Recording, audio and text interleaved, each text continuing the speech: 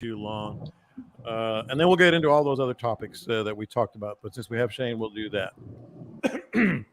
All right. So, unless you guys have anything you want to add, we will get started here. Y'all got anything? I don't All think good. so. All right. Yeah. All right. Here we go.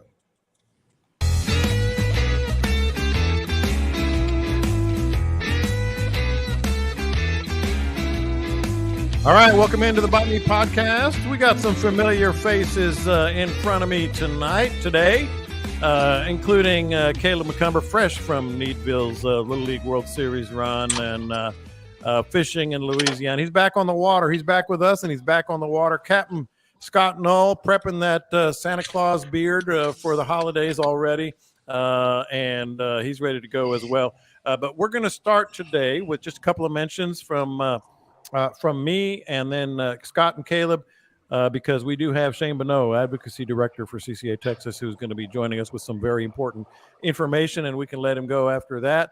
But don't forget to join the podcast, subscribe wherever you get your podcast. You guys know the drill. If you're new, wherever you get your podcast, you can subscribe. Join the Bite Me group page. Always very, very good community right there. It's Bite Me Fishing. You can search that on Facebook, and you should find it. And we got a lot more to get to for sure today. Terrific topics as always. We got live audience here on my YouTube channel, which you can find on the group page as well every week. And maybe even get back into that whole. I mean, looking at the messages here, we already got all kinds of popping cork messages. I wasn't going to do it, but we might have to at some point. Caleb, before we get to Shane. That was a terrific experience that you had up in Needville, but I know you wanted to be on the water as well, and you're back on the water. Catch us up what you saw and where you are. Man, we went up to Williamsport with the Needville boys, and as much as I consider Little League a legal mafia, I'm not a big fan of it, but the things that they provided for those kids up there was really cool. The 10 teams, the 5 teams in the country and the 5 teams around the world that get to experience what Little League does for all them candy sales is pretty awesome. Other than the other thousands. yeah. It was cool.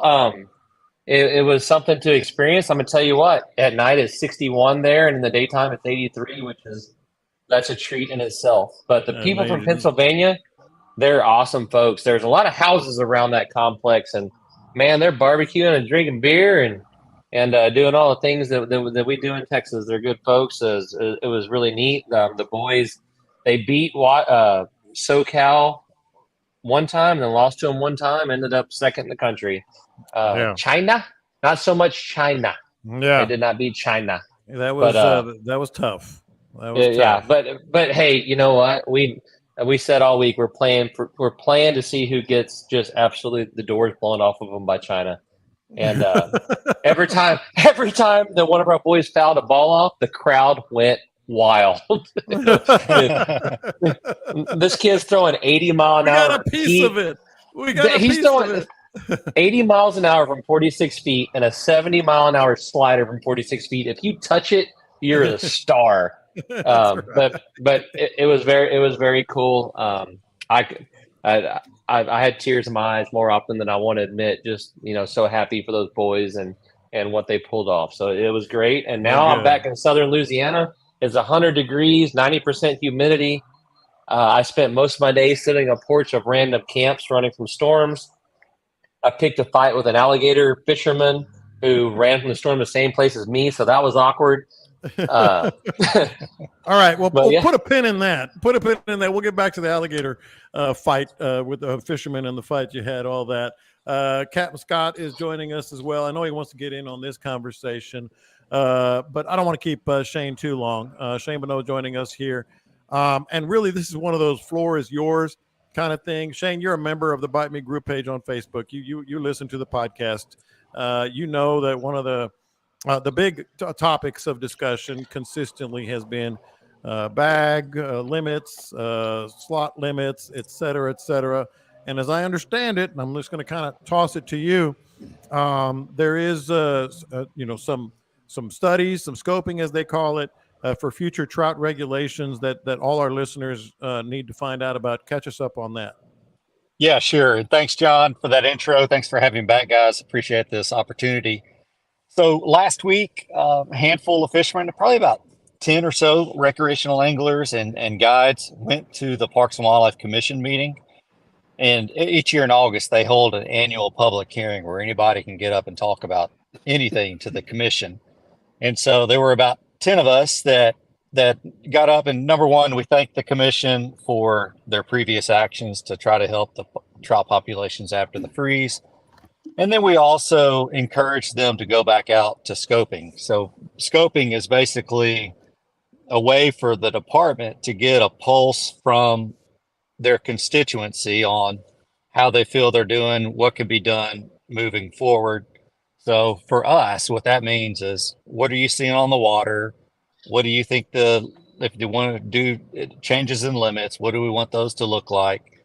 And so it's just a really good way to get angler feedback. And so the commission has given the department the authority and has given them the permission, if you will, to start that scoping process. So that's going to happen this fall. The department will go out to the public, and I think it's going to be in two forms. There'll be a mailer survey. So some people might get a piece of paper in the mail where they can fill that survey out and then send it back to the department. And then, of course, they're going to take it out on the road. So they'll have hearings, and I say hearings, they're really more like listener meetings. Yeah. But they'll have those meetings all up and down the coast, sometime probably this fall. But I don't want to get in too much detail on dates because I don't know the dates yet. So I don't want people to start thinking about what that timeline might shape out to be. But we do know that sometime this fall they'll start the scoping process. And jump in, Scott and Caleb, if you have anything. But just my quick follow-up is, so what that tells us and tells you is what people think these limits should be, what they think is going on in the habitat, in the fishery. And then, as I understand it, maybe November, December, January, somewhere in there, there's going to be some proposal. Yeah, well, the next step after scoping is the proposal. And so the department takes all that information they receive from the public. They could put it in the format of a proposal to present to the commission, and then they ask the commission to go out for public comment on that specific proposal. So all of this would lead up to a potential regulation change next, probably May. But again, I don't want to get too specific with dates because these things could go slower, or sometimes in some cases they move a little bit faster. So Scott, what are you thinking right now? I can see those wheels spinning and what it might mean. And immediately when people hear these scoping and these hearings and these meetings, they go to worst case scenarios. But there is a great scenario here in my view, Scott, because that's listening to fishermen and what fishermen really think it should be. Yeah, listening to us is a good thing, I guess, but I want to see what the nets, the gill nets say and what the surveys say. I want to see where we're at. Where do we stand now? I mean, I know a lot of the parts of the coast we were 40% down on trout after the freeze. Kind of curious to see how much of a rebound there's been just with a year and a half of the better limits or lower limits. And with that, I think we could tell what we could do in the future. You know, that was a good experiment. And if it shows that, you know, they're rebounding really well, I know a lot of people are going to say, well, then we can go right back to what we were doing before. Well, how about we take it easy on them and make it better than it was before the freeze? Yeah, and well, Scott, to that point, you know, the 2023 spring gillnet data is out, and I referenced it in an article I think we have it on the CCA Texas website now. But to your point, the Matagorda and San Antonio Bay systems are still down post freeze when you compare the spring gillnet catch per unit effort to the 10-year average. So they were down in 2021, right after the freeze, stayed down in 22, and we're down again this year in 2023. And I think the percentages were like 38 and 34% respectively between Matagorda and San Antonio. So they need a little more help for sure. You know, Caleb, this is where you and I can hop in because Shane is in a position where he has to just listen and be able to react to what the people want. You and I can listen to what he just said, down 34, down 35, 38%. And we know what we want. We know what we want, but you got to still go through the process. And what are you seeing and hearing from Matagorda and from fishermen? And would they be more receptive to maybe these limits continuing a little bit if I'm saying it, if that continues to be the case? You made a comment a while ago that you said you jump to worst case scenario, and that's I guess objective. I don't know how to say it, but the worst case scenario for some and the worst case scenario for others, right? So I've said it before and I'll say it again. If it kills my guiding, and particularly, I don't think it would kill guiding ever because Scott and I both make a pretty decent living not keeping anything. But let's say it kills tournament fishing where, hey, you can't bring a fish in, period. But the overall goal is to make fishing better. I'm completely down for it. And that's why you're seeing several of these tournaments go to a photo release type deal, right? Mm-hmm. But yeah, it's still down on where we're at, the red fishing. That's kind of why that when people that are booking me this fall, I'm telling you, look, I don't know if we're gonna go in Port O'Connor or Matagorda. 3 years ago, it would have been Matagorda, no doubt. Why wouldn't I want to guide 40 minutes from my house? Why would I want to drive 2.5 hours to Port O'Connor? And so if people like me that are making a living just to go catch and release a fish are having to drive 2.5 hours to put our customers on what we could do before, then it's probably not quite where it used to be. That's a good way to put it. And Shane, I really want to just kind of, before Scott and Caleb and I start reacting to some of this stuff, what else do we need to know that you need to put out there while we have you? Well, regarding trout, I would just say sit back and wait for the department to go out to scoping. If you're lucky enough to get one of those mail-in surveys, be sure to fill it out because that's important. And then obviously turnout at these hearings that are in person is really important. And we can all get online and complain and moan about it's not the way that we want it to be. But if you don't show up to these meetings and voice your opinions, then you're just not going to be heard. So we really need people to show up and let Parks and Wildlife know what they want this fishery to look like. And by the way, red snapper in a couple of days here, right? Yeah. Tell us about that. And then Scott, you're up. Federal water season for private recreational anglers ends Friday, September 1st is the last day. State waters will still be open. So inside of 9 miles will still be open to private recreational anglers. All right, Shane, I know Scott has a lot to say. You can hang around for as long as you want. Another question for him. And then, you got a question for him. Okay, go ahead. Okay, the Lower Laguna Madre, they went emergency regulations right away, correct? And that went into effect right after the freeze. The Matagorda, Port O'Connor, it waited for I forgot how long it was now. It's all running together. But if they waited a year or so before they started the regulations up. April 1st, I think, was when the lower and the upper went into effect. And then, it took several months before the rest of the coast. Yeah. So what's the comparison for the lower coast recovery versus the upper coast recovery? Yeah, interesting question. The lower coast is doing better. The areas that either received that initial protection or the areas that didn't have an impact, like Corpus Christi Bay, for example, they're faring fairly well. The areas that didn't get the protection, the initial emergency order, they're lagging behind. That's kind of what I figured would be the case. Yep. That's why I just wanted to clarify that.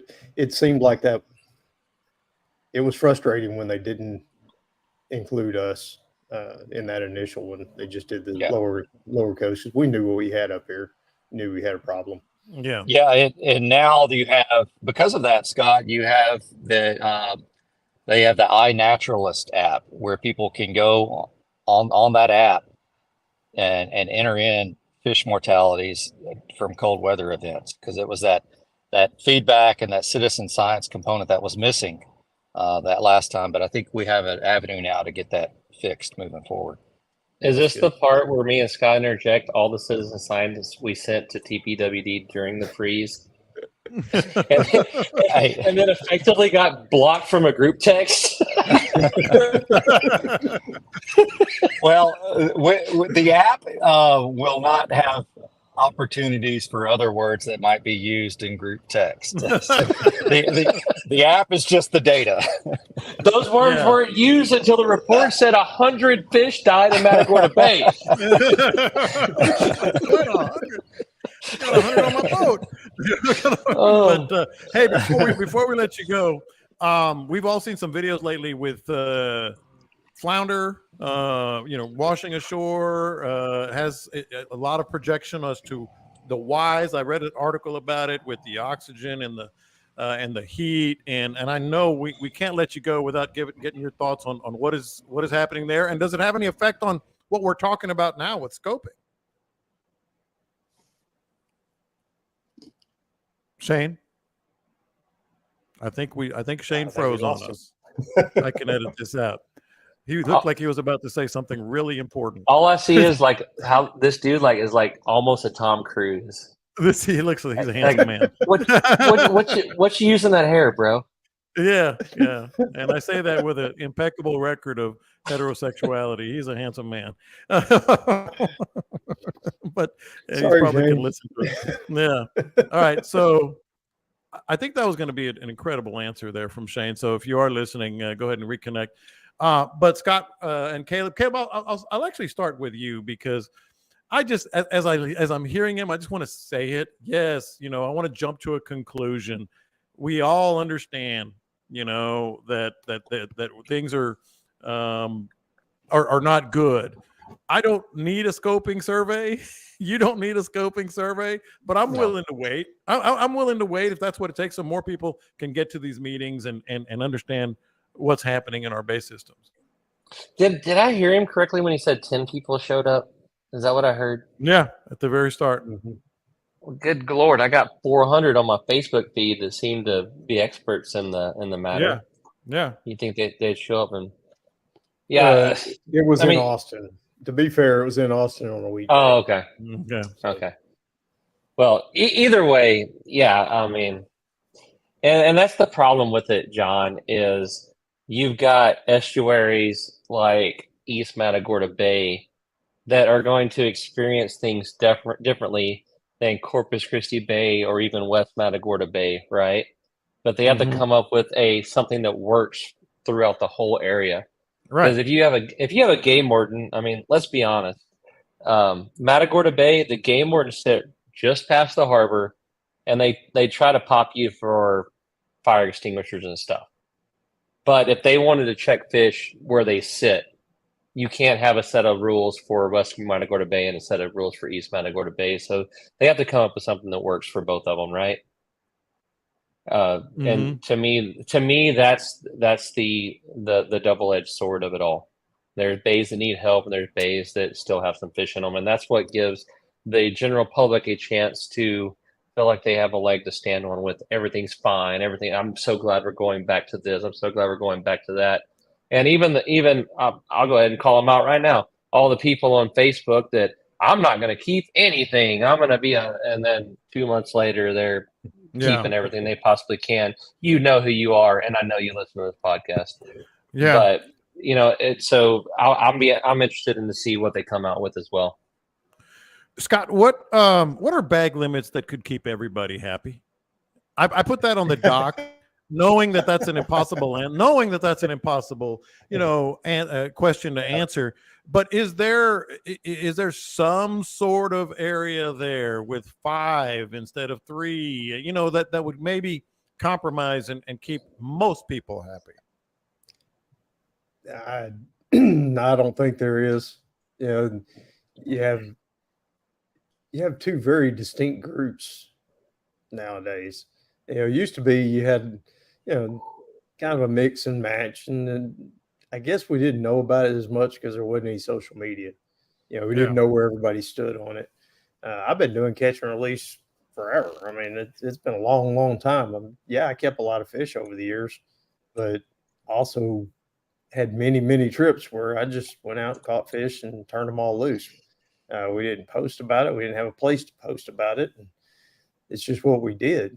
Yeah. And so there's always going to be the folks that have this attitude of, you know, it's my right to go out and catch a bunch of fish and keep a bunch of fish. And as long as you're within the limits, is whatever Parks and Wildlife decides, that's fine with me. I'm good with it. But things are never going to get better if we don't lower the limits. I mean, that's just the bottom line of it. I've been around for no limits. I've been around for 20 trout limits. I've been around for 10, 5, 3. And the limits wouldn't keep going down if things were getting better. Exactly. That's been my whole thing all along. You'll never talk to anybody who's been fishing for a long time who says, man, fishing's a whole lot better now than it was when I was growing up. No, it just doesn't happen. We would literally, we could go out and dumbass kids, you know, we were above average among our buddies. You know, we wade fished all the time. We've fished the surf, we fished the jetties, we went everywhere and fished. And, you know, we were pretty good at it, but we had no good equipment. We had no kind of information like we have now. Hell, we didn't even know if it was going to rain or which way the wind was going to blow till we looked at the flags. And we just pick a spot, you know, just based off what we had done in the past, and go out and slide out there and go catch 20, 25, 30, 40 trout. And I guarantee you can't do that now. I mean, I know some really, really good guides that are scratching hard to get 3 or 4 trout a day per person. So Caleb, go ahead. It hasn't gotten better. That's Caleb. You know what did it for me?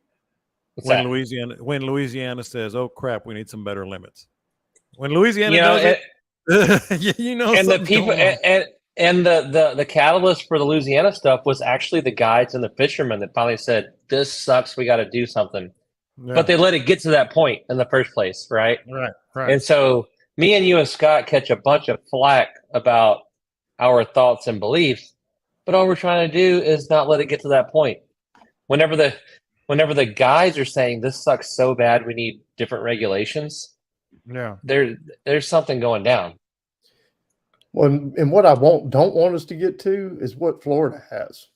I mean, Florida's got closed seasons, guys. I mean, 1 trout, 2 trout, closed seasons for, you know, I don't even know what their seasons are anymore, but I've watched that over the years.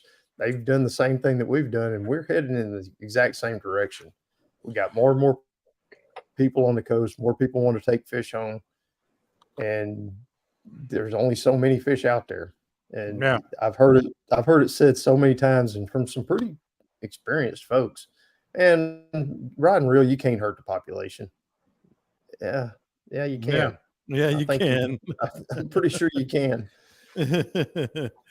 Well, by the way, I heard from Shane Bonneau. He texted. He said his phone overheated and shut off. But he heard the question about, and I want to get you guys' thoughts on this. Scott, I saw you commenting on it.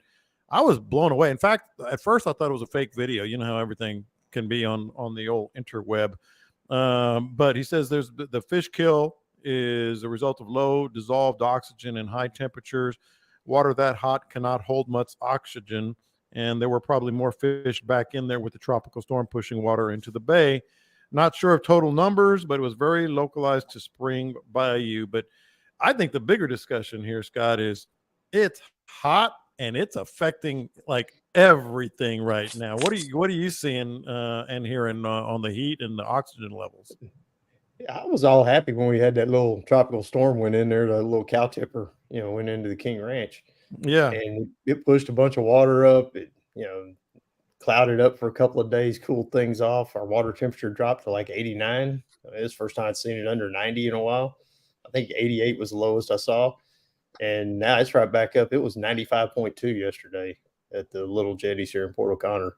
And that's not shallow water. You know, that's right by the intercoastal. Yeah.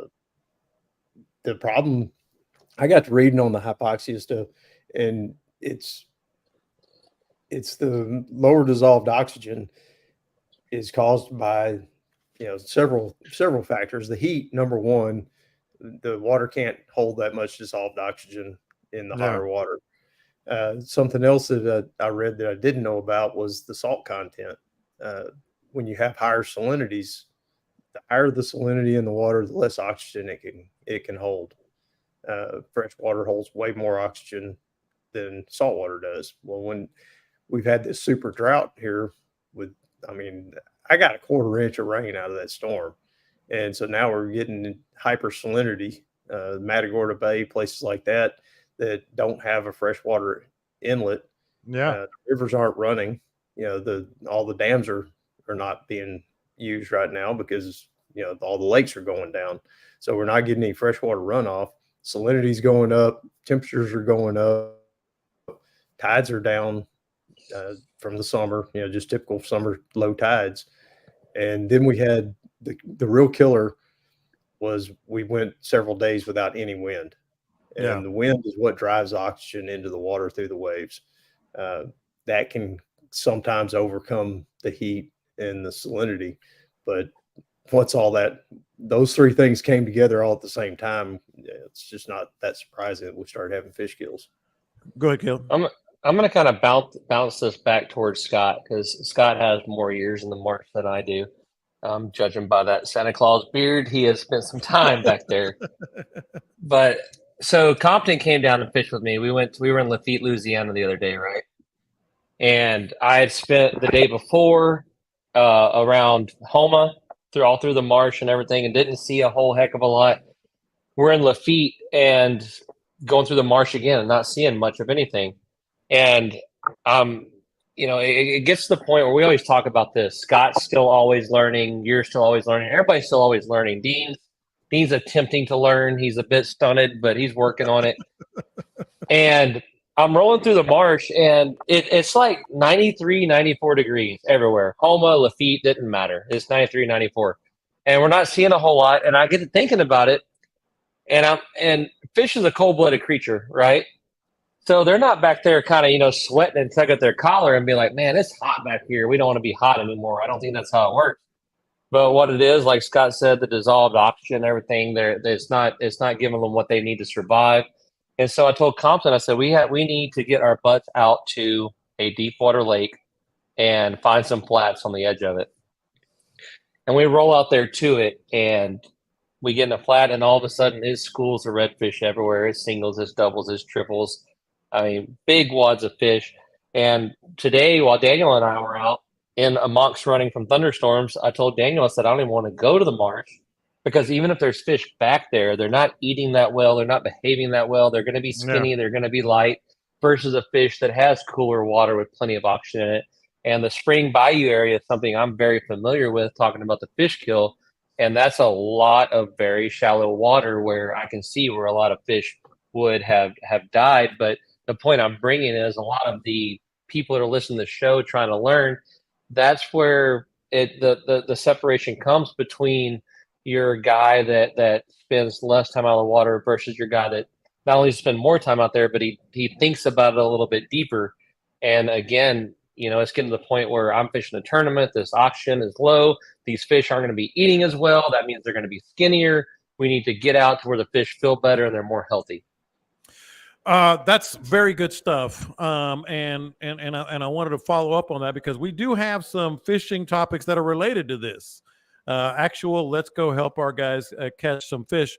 And let's get to those in just a second. All right. So if you're watching us live on the YouTube channel as we're recording this podcast, you caught quite the show a second ago. When Captain Dean was trying to get on the podcast, I saw him and I was listening to Caleb. I'm like, this is good stuff. But on my left, I'm looking at Dean, his nose hair, as he's walking all over his house and trying to find a signal, I think. And now he's still not there. I'm going to go ahead and put him back in the waiting room here, because imagine trying to put together an articulate thought Yes, while I'm like, watching this that. is good. I'm like, over here, I'm like, Caleb, this is good. This is good. And then over here, I'm like, what the hell is Dean doing? He's walking around. I'm just trying not to look at my computer. I'm just trying to look away while I talk. He was, if you should really go back and look at the, like, it's, I'll help you out even so you don't have to scroll too much. It's about 25 minutes into our my YouTube channel if you want to watch the recording later, because it's like he's walking into every room. At one point, the camera was sideways and his face was sideways. And I'm like, boy, good job, Caleb. This is good stuff. And I'm like, trying not to laugh at the other side. Dean is trying to get. I'd have afraid he's about to go doo-doo or something. We'll see the toilet. Did y'all notice I muted him? Because I was like, who knows where he's going to end? I went ahead and muted him. Like, I don't know. He's just going to start talking in the middle of all that. But God bless him because he had a trip today and ended up coming into the podcast. And now he's not here. So we'll see. It wasn't that unusual for me because I get on the video chat with my grandson all the time. Yeah. And my 2-year-old grandson runs around the house like that. That was just like, normal. What is going on here? That was like FaceTiming with a 2-year-old. Well, yeah, you kind of were. So before we get into some of the places where you can catch, I mean, this heat is just ridiculous. I mean, it's affecting so many things. And we had some specific questions about that. I want to know about this alligator fisherman that you had a fight with, Caleb. Man, I ain't gonna say I had a fight with him. All I'm saying is I was running through a channel on the way home and not in the best of moods because the weatherman has shafted me 2 days in a row. I'm running down a channel and I don't know anything about alligator season over here. I thought that it opened on Labor Day weekend, which the guy that runs our tournaments and all his wonderful glory of brilliance has our tournament on the opening day of alligator season, and then the World Series is on the final weekend of teal season. So I'm already a little annoyed, if you can imagine. Yeah. And I'm running from a storm, and I swing out on this canal as far as I can from him, but it's probably 60 yards as I pass him, and he throws up both hands at me. Oh, both fingers. And no, both hands. He gave me 10 of them. Okay. Both hands. And I look at him, and I kind of look away and keep rolling. And the best I can as rain pelts me in the eyeballs. And I look at him again, and he throws up his hands again and gave me all 10 fingers. At that point, I threw up my hands and gave him 2 fingers. And then ran about 15 miles until the storm got bad again and dipped into a dock and kissed my butt if they didn't dip in there too. And in my 6 foot of 160-pound glory, I was like, Daniel, you might need to get off the phone, bud. But it worked. It worked out all right. So what was he mad about? I guess he was mad that I was running by while he was trying to get a lizard off of his PVC pipe. Oh, okay. So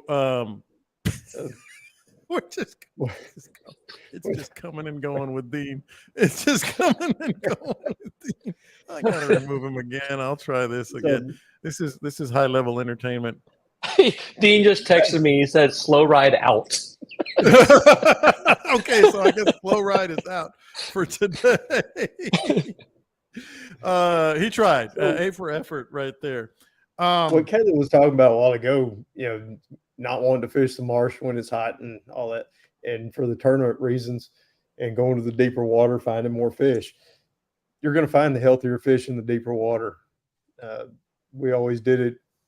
We'd go to the bayous, we'd go to the rivers, anything like that during the heat of the summer.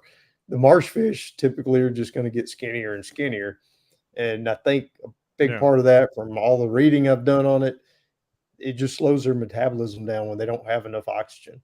So they don't need to feed as much. And so if they don't need to feed, they're not going to. And so it slows everything down. And so that's why those fish are a lot more lethargic. You'll find it a lot of times. There are times throughout the day you can do it in the heat of the day. Go back there and get lucky and catch some fish if you got a decent tide moving, you got some wind working, something that pops them back up. But right, day in, day out, you're better off going to a little deeper water if you want some more frisky fish. Look, and we've said that, and I'm glad you brought that up because that was the question that we got from one of our listeners. Basically, are beachfront and shore fishing the best bets right now? And Caleb, your name came up because I'll try to find it here. Apparently, one of the best shore fishermen down south. Trying to remember who it is, but anyway, our beachfront and shore fishing the best bets right now with that heat everywhere in the bays. Caleb, what are you thinking? Like, I see a lot of boats on the beachfront as well. I mean, yeah, this is the premier time of the year to be in that near shore stuff when it lays down, the water's green, the redfish are up, the trout are up, all that kind of good stuff. FG says, what should I be targeting for tournament reds? That's tough. Mickey Eastman was really good at fishing those deeper water fish, but he kind of knew how they behaved and how they acted. Somebody like me, or I'm going to go ahead off on a limb and say FG, we're going to have a harder time with that deep water stuff. I've been in Louisiana for years and years now. There's stuff off that would be considered near shore. That's like a little hump of the land with some broken cane on it that I don't particularly know and I don't particularly understand. A local is going to be able to go catch those. I pretty much need to be able to see what I'm doing. But back home, we're starting to get where the fish are starting to kind of school up and hang out a little bit. It's not going to be what it is in the fall, but they're getting there. We have this storm coming in. I don't know if Texas sees this tide surge from it. We're seeing some of that in Louisiana. If we can get a tide surge to come in, blow some fresh water, some new water into those marshes, flood them up and start sucking them back out, then maybe the marshes will work. But like Scott said, right now you're kind of going in there and trying to get lucky. Like I said, they're finding some fish back there, but that deeper, cooler stuff is your more lucrative area at the moment. Scott, the question is, okay, everybody's saying find the drop-offs, find the deeper water. Started out there with beachfront and shore fishing. If you have any thoughts there, but the other question was, what are the best bays and best drop-offs? We can't go up and down the whole coast, but like, what are you looking for? I've got some places in Sabine that are in my mind right now that if I had to fish right now in this heat, I would go to these 2 or 3 places consistently because that's where the best drop-offs are. What should people really be looking for? Not a slope, a slight drop-off, but an actual drop-off where you can find some fish.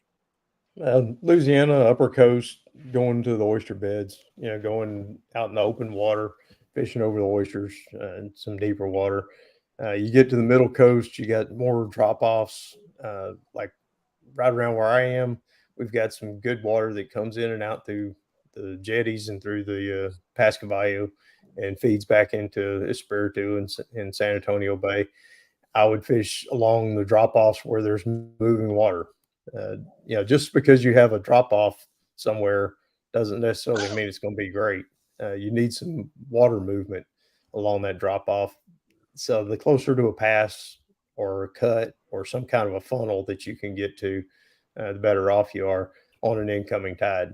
Outgoing tides, not so much, because you're pulling all that hot water off of the flats and it's dropping off of it. So it's not really much of a refuge for them. Go ahead. I'm more about that income. I'm just more about that incoming and fishing the drop off near a pass, and I'm not talking about it has to be like San Luis Pass or Pascavallo or something like that. Just a backwater pass, that leads from one bay, a deep bay to a shallower bay. Anything along those lines that you kind of think in your mind, that's probably pulling some cooler water, or some more oxygenated water, even if it's not cooler. Right. So what are we looking at, Caleb? Like, how bad is it right now with this heat? We talked about some temperatures down in Texas here, 90. We've seen some higher ones. Like, obviously, don't give away your game plan, but what would you be looking for up on the upper coast and where back home in East Matagorda? Man, I've been excited to find 93 over here. I've been seeing mostly 94, 95. It is warm, but that's just August fishing. It happens every year. We call it the dog days. It's hot. It's slow. You're fishing deep.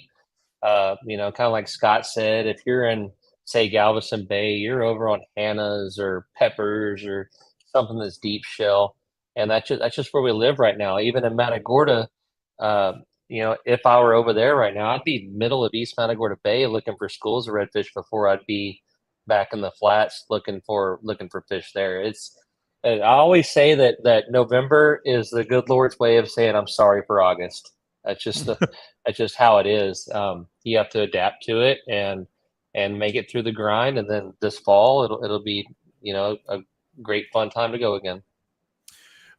Scott, when you are, first of all, I haven't even asked you this, and I should have. What is the beachfront looking like for you? I know you were talking about some of the tarpon that were showing up last week. The winds, I really haven't paid too close attention earlier in the week. I am now, as I'm going to be leaving tomorrow. By the way, I'm going fishing. I'm taking a couple of days off. I'll be fishing this week somewhere. But what are you seeing on the beachfront and elsewhere with temperatures and action? And temperature's hot, but the water's clearing up. It's looking a little bit better after that storm passed. We kind of got out of that southwest pattern that we were in, where it was just ripping overnight southwest and then dirty all day because of it. It's cleaning up, and tarpon are here.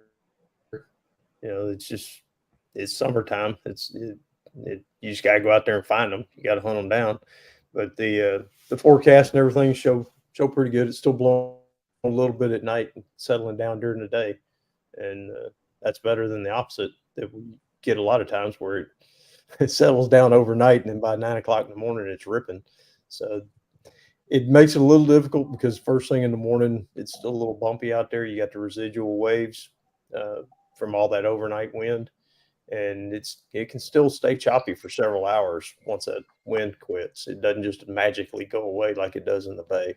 You've got a whole lot more fetch out there on that open Gulf. I'm just laughing at Caleb, but let's talk about like what the strategy is. We're not going to do what would Scott do, what would Caleb do until in just a minute. But I was getting a hard time last week and all week long on the group page with the old popping cork conversation, and I loved it, to be honest. I thought it was fun. It was very engaging, and people were getting engaged with us. But when you're fishing right now, people are always looking for the next strategy. The next big thing, the next thing that'll work. We went through phases of, I guess the lily, and then there's phases of this or that. It doesn't have to be that complicated, really. I use the popping cork to kind of quote wake up the fish, Scott. But right now, you just have to find it. You can throw anything if you find the fish, and they're going to be sluggish. Correct? Right. I mean, it's crazy. There's not a whole lot you can. And you're going to see it, people are going to pop up and say, "Hey, man, I nailed them today." Well, yeah, somebody does every day. Caleb knows that from tournament fishing. The worst day you ever have in a tournament, you're sucking at it so bad, and you're thinking, "My God, I hope everybody else does the same thing I did." If I have 21 pounds, there's no shot anybody has 25, and you're 15th place. Yeah. Yep. Yeah. And just like guiding, man, we got our butts kicked today. There's going to be nobody at the cleaning table. And you come around the corner, it's like, well, kiss my ass. There they are. Okay. You try to guide your guests on the boat to look somewhere else. Hey, look over there. Look over there. See that crane? I think that's an albino crane over there. One of the funniest ones I ever had on that, Tony Caceres. He guides out Galveston, little Tony. And Tony's up there cleaning fish. I'm pulling into Fat Boys, and I'm on my polar skiff. We've been out fly fishing. We had just absolutely hammered the reds. I mean, they were everywhere. And it was just one of them full days of combat fishing, doubling up on the fly rod with redfish. And I come pulling in there, and he's steady talking to his guys. Yeah, man, I'm so really glad we got the trout. Everything was great on the trout. I'm sorry about those reds. I mean, the reds just aren't eating right now. Just can't hardly find a redfish to save my life right now. I don't know what's going on. It's been happening for 2 or 3 weeks now. I know y'all wanted to catch some reds, but I'm sorry. And they're just not there. He sees me pull up, and he turns around to my guys, and he makes the guide mistake. He goes, "Hey, Scott, how'd you and your guys do?" No. And I had heard him as I'm tying up saying that they hadn't had any reds and he couldn't find them. So I'm not gonna throw him in the grease on that. Yeah. Well, my customers don't know that. And they just immediately break off into, man, we just had the best day ever, man. We caught redfish till our arms were sore, and it just on and on and on. Little Tony, man, he just ducked his head down, shook his head, and started just cleaning fish. Hey, I've been on the other side. Go ahead, Caleb. There's a thing that you learn after you've guided enough years, and that if you kick their ass and your buddy struggled and you pull up the cleaning table and you see them up there with their like 3 trout or something, you just kind of figure out how to stall and hesitate until them and their customers go away, and then you slide up there because I had Scott and I haven't had that issue for many a years, and that we just go to the ramp and put our boats in the trailer. But there was a time, for me at least, where you did not want that to come back around on you. And there's other outfits that what they do is they roll up with their 6 boats and bump all their fish together, and then they'll come to slap them all on the table in front of you and your customers. And there is a time when you get to go do that back to them, and it's a sweet, sweet, sweet thing. It was not long ago. I was already down in Aransas, and of course I don't keep any fish, but we were having a really tough day. I mean, like real tough day. I think we caught like 3 fish, 2 fish, whatever it was. We're puttering in, and I made the dumb mistake of myself, like couple of dudes cleaning a bunch of fish, and I had a younger kid on the boat, and they go, look at that, they got some fish, and I went, yeah, they probably used live bait, and they both looked at me like, well, we should have used live bait.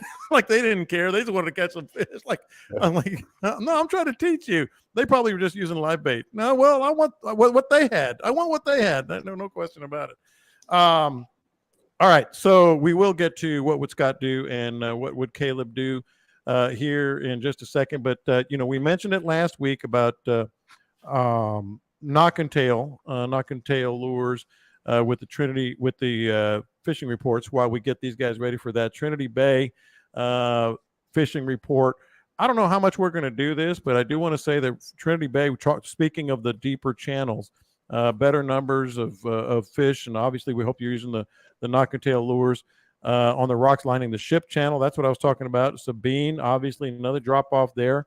Texaco Island, Intercoastal Canal. So we're talking about drop offs there. Hey, they were using a popping cork as well. Of course, that's brought to you by Knock and Tail and the Bite Me 20 combo. You can use that Bite Me code and get 20% off. Same thing with Wade Wright and the Wade Wright belt, coastalfishinggear.com. Use Bite Me 20 and get the 20% off on the website from the Bite Me combo. All right, boys, it's going to be hot. I was looking at it earlier today, but I know you guys are looking at the forecast right now, wind forecast and such.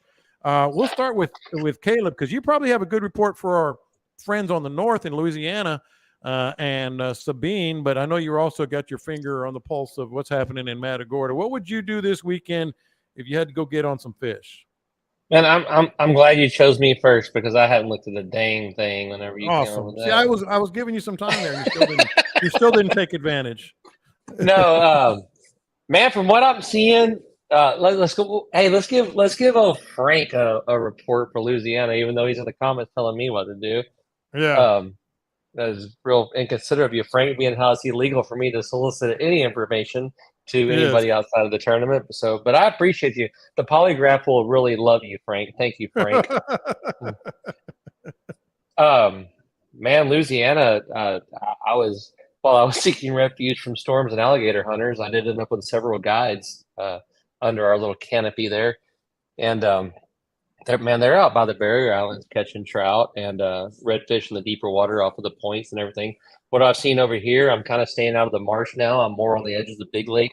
If I could find a big flat that is around a lake, that has been the absolute money for me. I was here. I fished last Thursday and Friday. Then I flew up to Williamsport and I came back Sunday afternoon. We fished the last 2 days and edges of deep water. Matagorda, or really Middle Coast, whether it be Galveston, Matagorda, whatever, I'm still would be throwing a quarter-ounce chicken of the plastic over deeper shell. If I was in Matagorda, I would be out in the middle of the bay over some of those deep shells and humps. If I was in Galveston, I'd be out in the middle of the bay in that 10 or 12 feet of water. Like I said earlier, the Hannahs, the little Hannahs, the pepper, all that kind of stuff. That's where I'd be, bouncing off a bottom, low and slow. From what I gather from my guys back home, the bite's pretty finicky. They're dragging it on bottom and getting it barely. Boy, that feels different and setting the hook. And I'll give them a shout out now. That's why I use Laguna rods. I can feel the difference between something might be there and something's not there. And but that's what I'd be doing until we start getting some cooler temperatures or some big flushes from these tropical storms that are coming in. And Scott, before we get to you, he reminded me when he said earlier about Labor Day, man, the Star Tournament's going to end this week, right? I mean, so we've got some very nervous people that are going to have some sleepless nights these next couple of nights to see. I've seen 5 red tags have been caught, actually 7, but 5 with the Ford Haney Mercury Coastline, some, and then 2 with the boat. 4. There's still some blue tags out there, a lot of blue tags out there. 4 have been caught there. I got some big inshore catches as well. You can go to startournament.org and see what our friends have there on the leaderboard. But we're getting close, almost Labor Day. What would you do if you want to get some people on those big fish down in Port O'Connor? Well, the beachfront, offshore, jetties, take advantage of that last of the snapper season.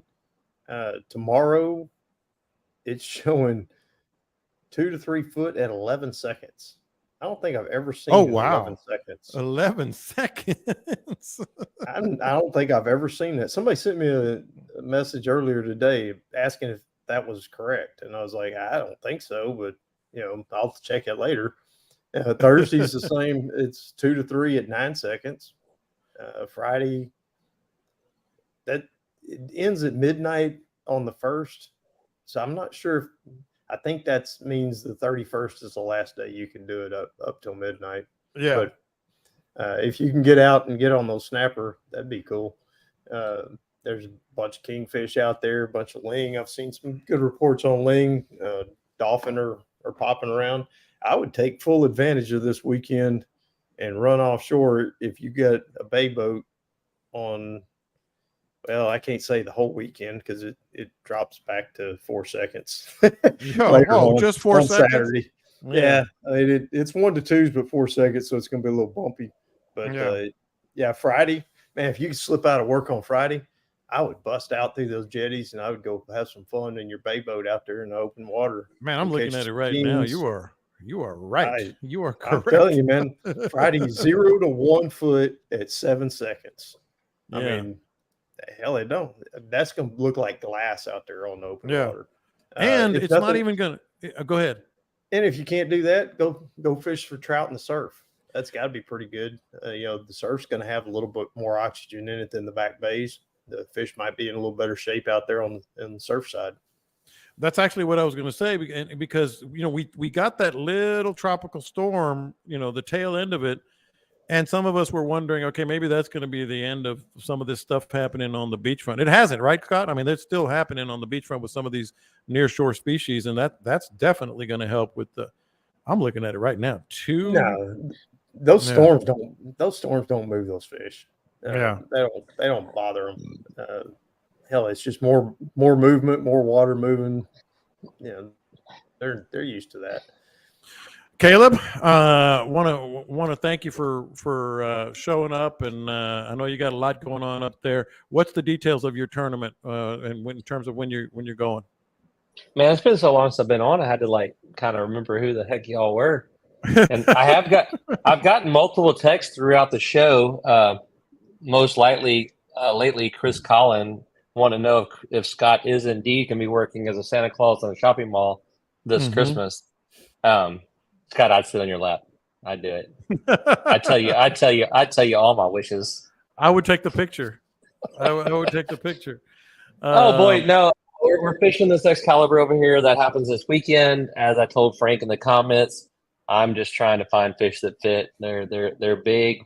We may not do worth a darn. We may do okay. And then I have, I think, 3 days to come back to Houston for a little bit. And then I'm headed back to the Redfish World Series. And then after that, I think I'm going to have an announcement that may be fairly shocking. Shocking. Given my situation, what I do for fun and stuff. Oh, And wow. so we'll talk about that after you'll the say World it on our Series. podcast, right? You'll say it It's on our podcast. It's going to come here first. It's going to come here first. Damn right it will. Oh, and while That's you mentioned that, while you said that, you reminded me, we got a lot of listeners that are always asking about OG sauce. When are you going to come down here? When are you going to come down there? Well, Belleville Meat Market now carries OG sauce. I'm kicking the tires with our friends over at Prosix. I'm going to meet with them tomorrow or Thursday. So a lot of our listeners that are out and about, we've got, of course, they have a place in Sealy as well. We've got some in Katy at Anglers Anonymous. Love those guys. So OG sauce, it's really taken off, man. We've got Kingwood Meat Market. Oh, Man Ready Mercantile, which is in the Heights. And I normally, just try to answer questions, but just because we've had so many questions lately about the OG sauce, we're kind of getting a lot more retailers. So if you're interested in that, just hit those places and you can all see where they are. It's not your everyday run of the mill barbecue sauce. It is not. I'm telling you, it's the darndest thing. Sometimes, I shit you not, it sounds like, it tastes like Chinese food something. Sometimes it's sweet and sour. Sometimes it's barbecue. It depends on what you want it on. But it always turns it.